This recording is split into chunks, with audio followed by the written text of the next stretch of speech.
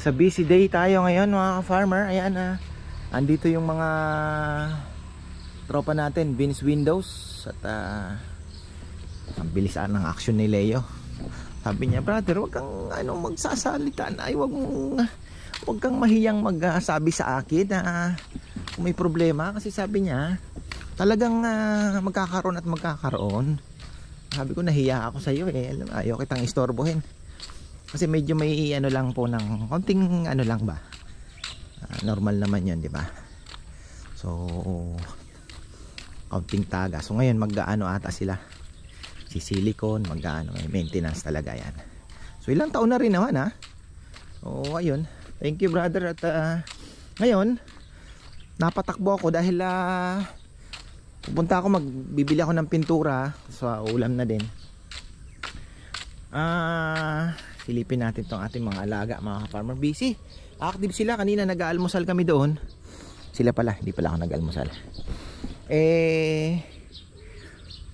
Ang daming isda dyan. Sabi niya parang ang dami. Sabi ko baka ayungin. Nasa ang dami pong ayungin, tingnan nyo, grabe, solid. Ayun, mga maliliit na ayungin. Ayan, naandyan. So bumaba na po ang tubig natin. Sabi ko nga kailangan namin magtapon ng tubig, water change. Ayan na yung mga maliliit na isda, yung mga bago nating kailangan namin mag water change. Kasi hindi naman yun lang term na ginagamit, pero hindi naman totally papalitan mo. 30% tapon, tapos magpapapasok ulit tayo ng bago.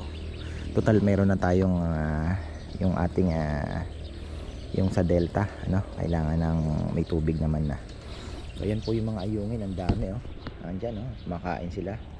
Tingnan nyo, malaki na din yung yung mga bagong batch. Ako po sa inyo. Kasi ipapakita ko din yung ulang. Sana naandun pa. Yan yung mga natin. Ayun Kita nyo? Ayungin. Yan. Dami. Ayan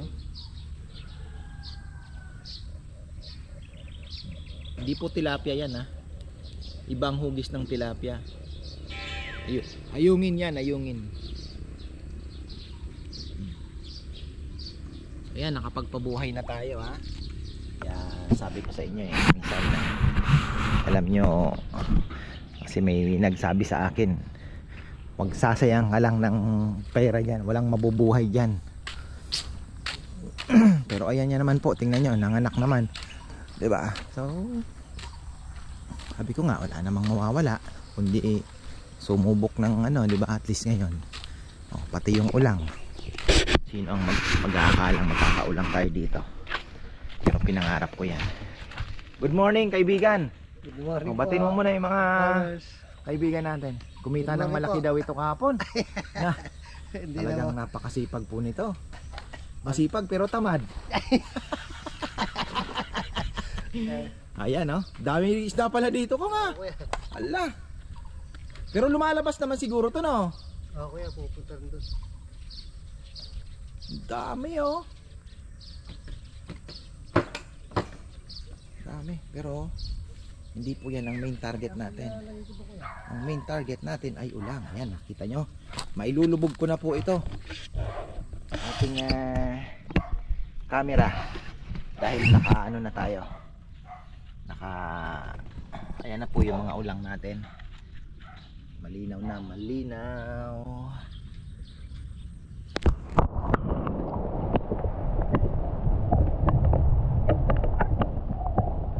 Maalis sila.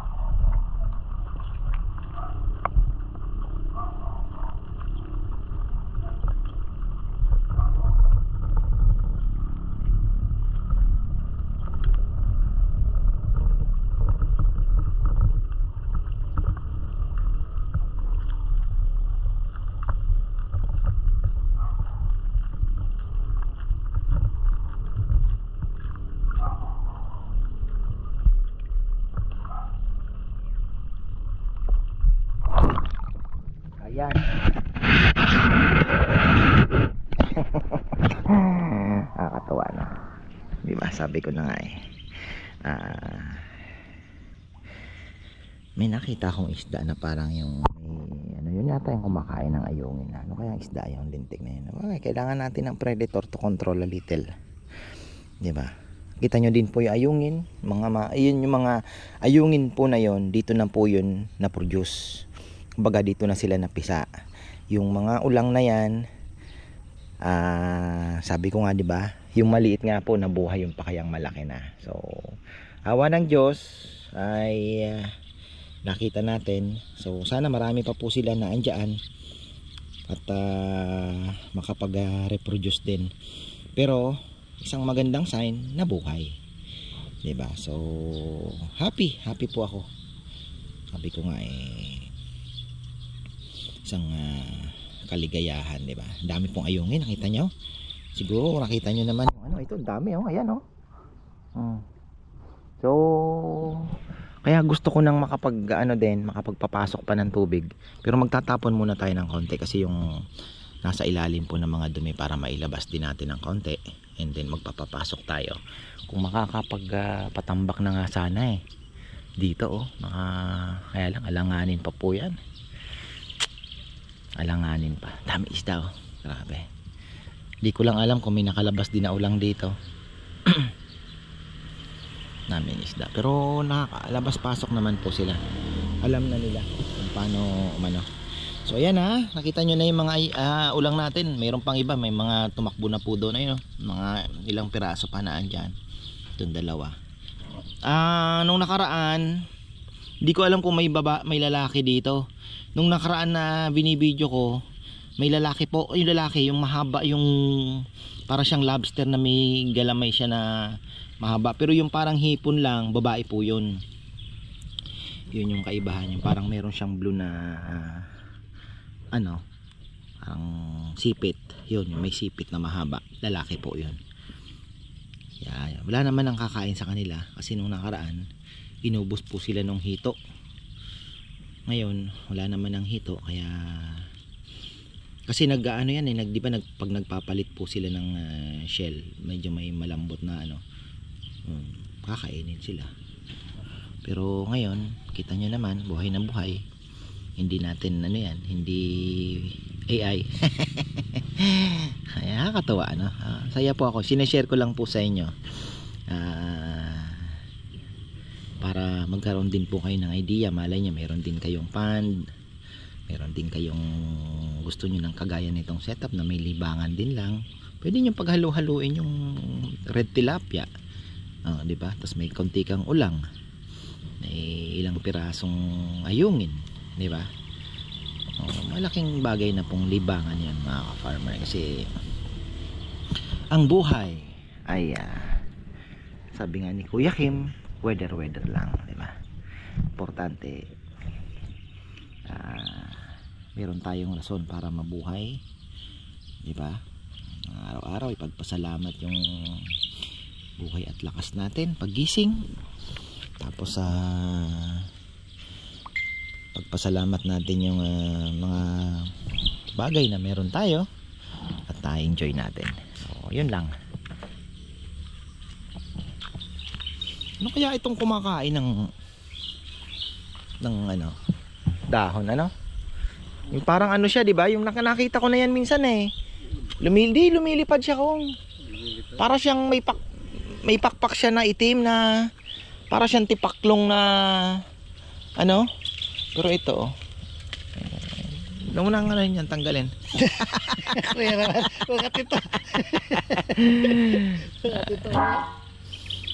Di kamutin mo, ganun mo sa leeg mo. Sana masarap yan. Kinakain. Di mo makita, pero tingnan mo. Hindi naman niya maubos ko yan. Hindi, yung problema, di ba tingnan mo, mga bagong dahon, may season na ganun ang ginagawa nila. Nag-vitamins ka na ba? Ito, vitamins. Natural. Ang dami. Ipapayam. Hindi, si Papa Yam, Ayaw niya ganyan. Ang dami pala yung nag ang dami na nga. Sabi niya, hindi pa daw siya nakakakain dito kasi hindi niya maano yung hinog tsaka ano, pero sabi ko sa kanya, nakakalito nga ng konti kasi parang same kulay. Malambot na. Mm. Okay mo yun. Dami. Ang gusto ko kasi dito yung crunchy pa eh. Okay, medyo tigas pa ng konti. Yung masarap dyan. Yung may ano ko ng konti, yung medyo yung ito. Yan. Medyo marapang pang konti ko yun.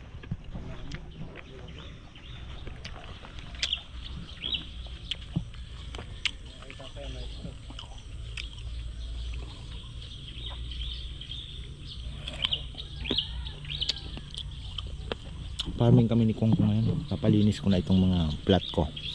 Tataniman.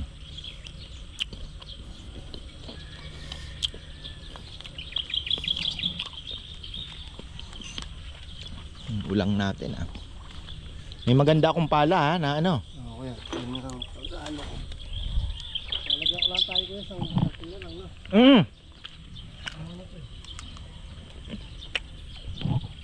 Ayan ah. Ang ulang natin mga farmer. Yung alin? Oo.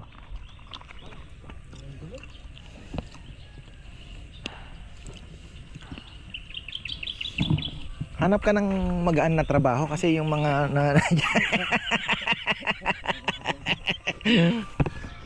yung mga tropa natin nandun naghihirap doon. Magtitiba. Babanlian ng ano? Pakuluan daw ng konti po. Para lumambot. Ayan yung seaweed na nabili ko kay Ate Raquel. Pakita natin tong mga tropa oh. Ha. Baka hanapin ni Leo sa vlog. Oh. Ayan medyo ano talaga. Medyo Para mapalitan yung ilalim. ayun. Sabi ang dalawang hagdan ang baon nyo no? Kaponding pa kami dala. Gano'n kataas tong ano, itong ilang... Kung isa 24, kung isa 20. Dapat may ganito ka. Meron ako isa eh. Hindi ko lang alam kung anong... Pang ano lang ba po. Oo. Yung ganito yung sa gitna, yung ilalim pala, nakaganon yung Oh, kaya naitipon yung nakaklibe no. pasok sa loob. Ang gagawin natin, dodoblihan natin. Tapos pag ito tayo, pamasilya lang muna ng uli palabas. Oo nga. Kailangan ko ng repaint ng konti dito. Ayun, may mga ano, mga lumulobo yung iba. Kaya hindi ko masyado binakbak yung iba kasi sumasama nga doon sa skin ko. Maganda sana yan kung ma-repaint mo lahat para pagbalik natin may pintura, isang sila ng plus. Sayang yung ano. Bakit pa ako din mamaya sa pinto, i-adjust ko yung ano para hindi daw naglaw, sabi ni Papa niya.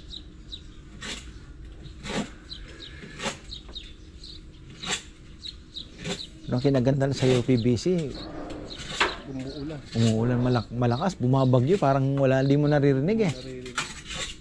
Ano talaga, halos soundproof.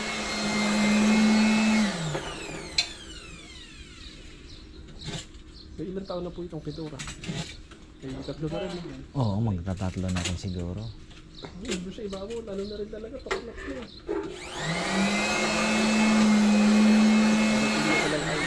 Bago magpasko, no? Ano ko kay Papa yan kung maisisingit niya? Malaki-laki to. Hindi, yung ano lang naman, retouch na lang.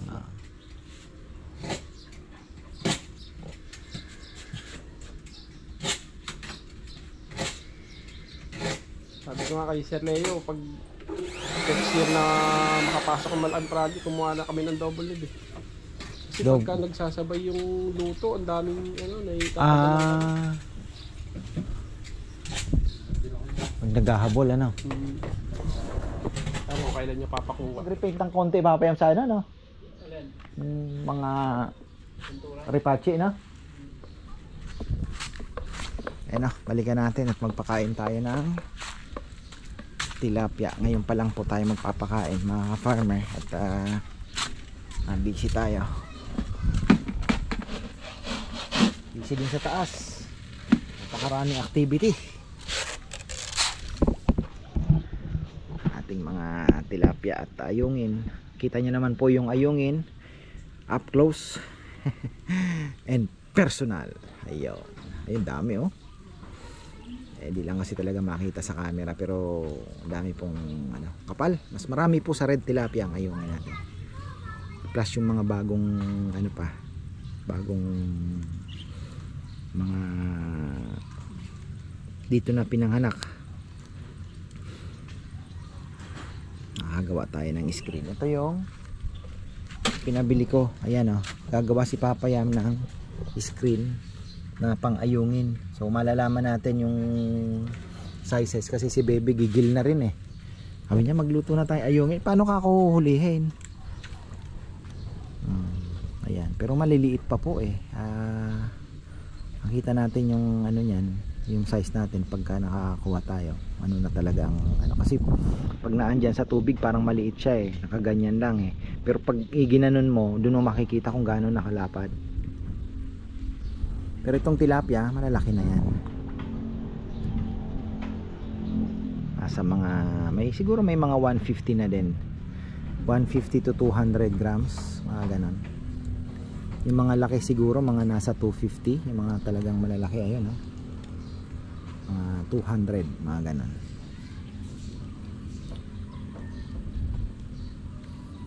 Kaya, okay na din. Mga 1 month pa niya na mga nasa 300 grams na. Daming ayungin no? Sa ibabaw makain. Parang maano na sila ngayon. Yan, naririnig niya makain ng dakwid. Wala nga oh. Tingnan, hindi nga pinansin ng pagkain eh. Doon tayo magpakain. Dami sa sa labas.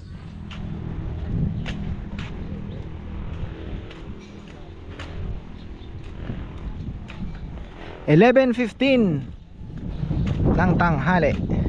Galing ako kay Ma, hinatid ko yung Chinese sa gusto daw nila ng talbos.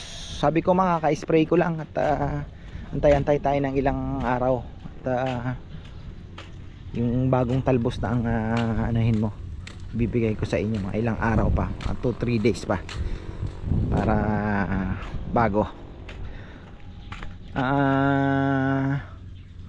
Saan tayo dito? Tingnan natin yung ayungin natin. Pero maliliit din po mga ayungin na naandito.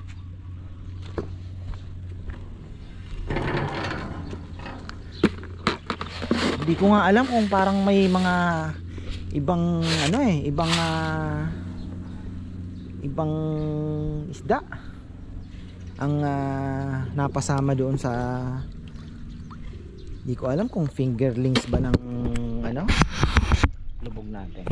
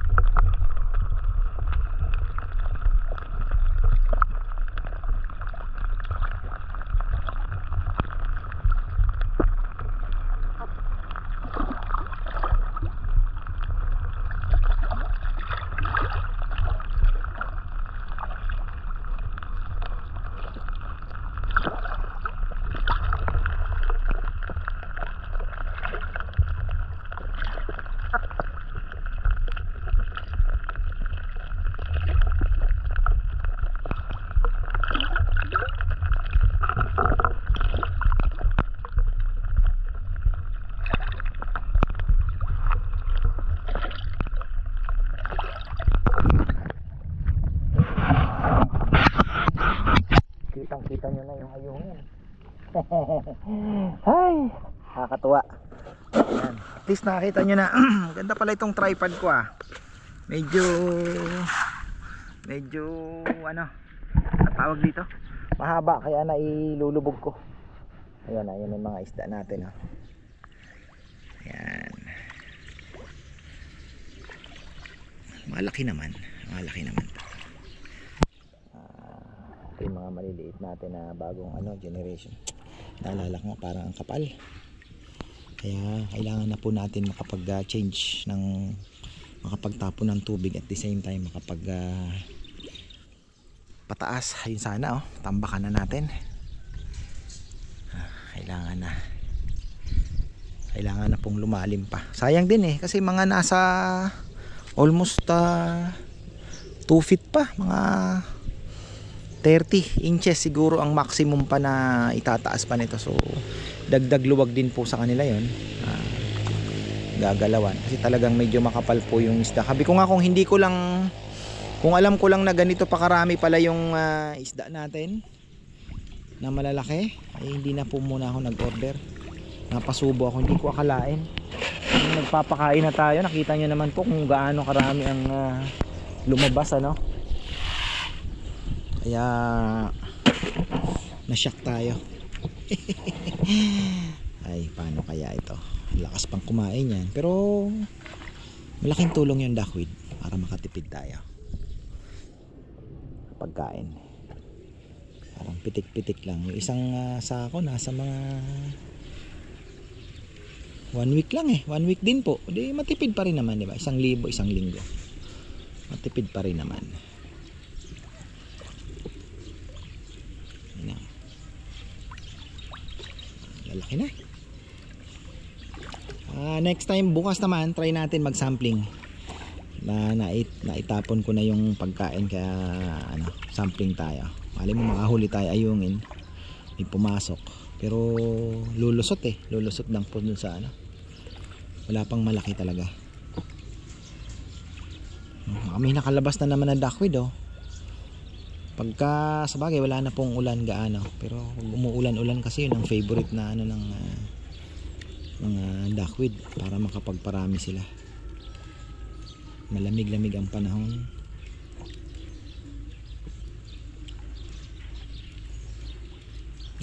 Yung init, nakakaitim din yan.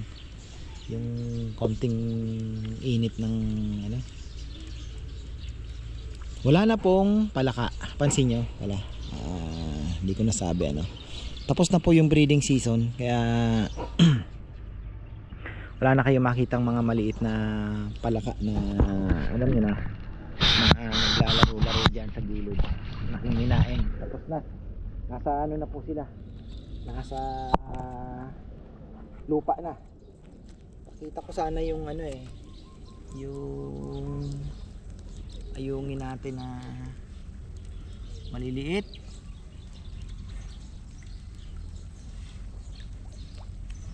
Wala, umalis, takot.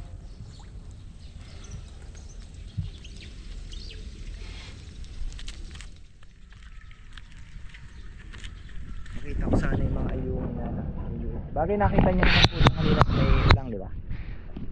So positive yung ulang natin, buhay. Sana marami po ang nabuhay, pero at least merong sign of life tayo nakita. So nagre-reproduce naman yun eh, wala naman tayong predator. Siguro yung ayungin, pagka maliit pa, baka makain din po nila, kasi kumakain din sila. Pero may makakasurvive naman siguro. Malalaman natin yan. Kasi nung bumabaw yung tubig, isa pa po sa umubos din yung mga bibi, umubos sa ano ng ulang.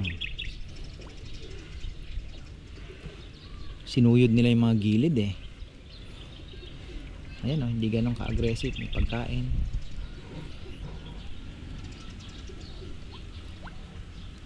Ayan naman yung mga bagong ano, aggressive pa oh. Kakain, dami ayungin.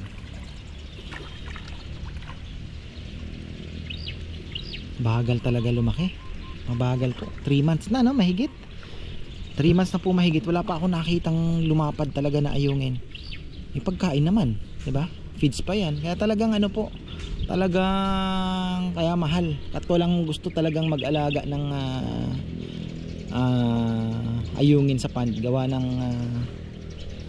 iniisip nila, 'di ba? Parang hindi din naman lumalaki. Makain. Kaya so wild lang talaga. Pero kung ako naman, kung gagaranti naman na hindi mamamatay, di ba? Parang mas kikita ka pa rin. 1 year. Isang taon na ano, no? Wala pang naglalakas loob siguro na ano. Alay natin, mapag-aralan natin yan, di ba? Pag-aralan natin kung gaano kabilis. Tapos dito ka nakukuha ng mga fingerlings niya, di ba? Ililipat mo na naman. May market naman to eh. Talagang may market. May market talaga, kaya lang yun nga, mabagal lumaki. Ay, ayan. Hangin-hangin na, ay problema yung ano. Kailangan ko na pong mailipat itong aking langka. Sa mga ano yan, ayusin na natin. Paronda ata si Kong. Ayun, dalawang. Kong, palipad ka! Magpalipad ka! Parondahin mo na!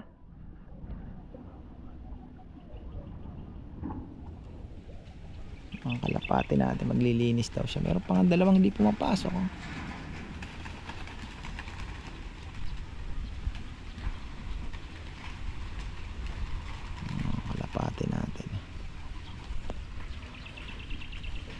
Tropa natin na nagkakalapat. Sabi niya, sir, di mo na ata sinisingit sa vlog.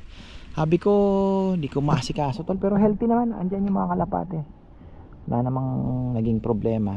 Kaya lang sabi ko, hindi nga maasikaso din. Pero si Rambo, binibreed ko po siya ngayon. At yung mga magagandang lahi, ngayon nakasalang po yung ibang ano. Siya na lang daw po ang maglalaban. So sabi ko, sige. Tingnan natin.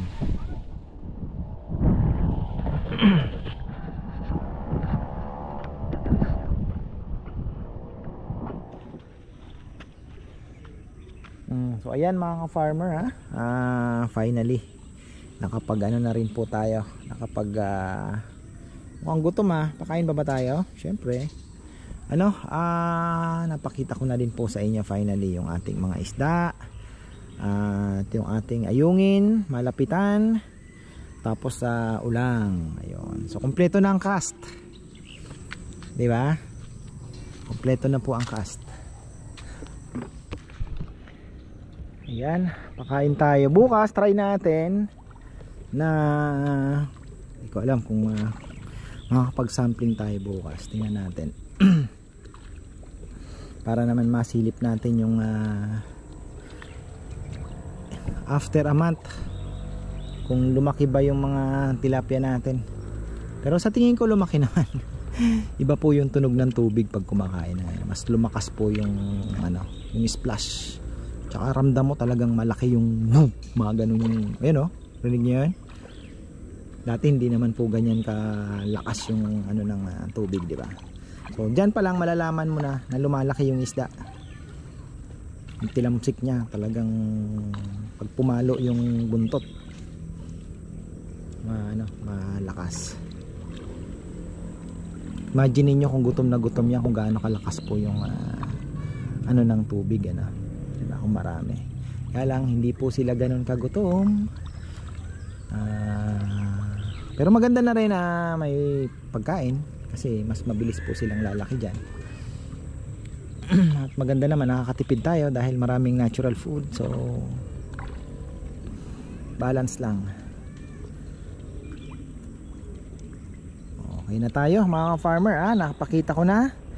At nahuli din natin ang ulang for the first time. Naipakita ko po sa inyo. Kasi nung last time nga marami nag-message, di naman namin nakita. So finally nakita na rin po. Ayan. So, at least alam nyo hindi ako nagsisinungaling sa inyo. nakita na rin na muna. Yun din po yun. Wala lang yung lalaki. Kasi last time nandun po yung lalaki, merong may sipit na mahaba. So malay natin na sa susunod masilip din natin ano. So yan, hanggang dito na lang po at maraming salamat. Malapit na po tayong mag sample ng red tilapia. Pero malapit na, malayo-layo pa rin. Ayan. Mga tingnan natin December, God willing, tingnan natin, loobin po December mag-sampling na tayo at magprito na tayo at ikukwento ko sa inyo yung lasa, ano yung aking honest review, ano ba yung texture niya,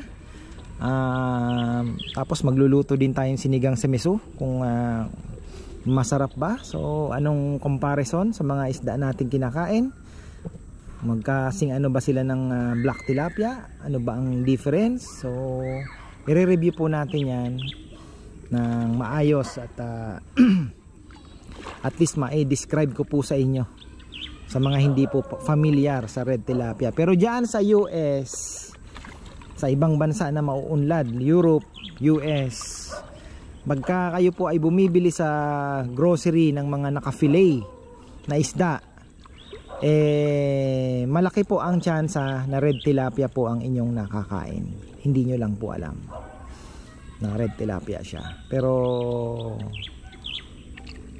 marami po ang nag-aalaga ng red tilapia for US market na fini-fillet na lang po nila. Kaya marami na po ang nakatikim sa inyo sigurado. Yun nga lang, hindi na buo, kumbaga hindi na nakalagay na red tilapia, ayan, di ba? Parang ganun. So ayan, at po yung mga isda, ang dami, tingnan nyo. Nakikita nyo ba? Malalaki na, marami. Ako po yung excited. Malaki naman. Ayan. So ayan, maraming pong salamat at magandang buhay ulit.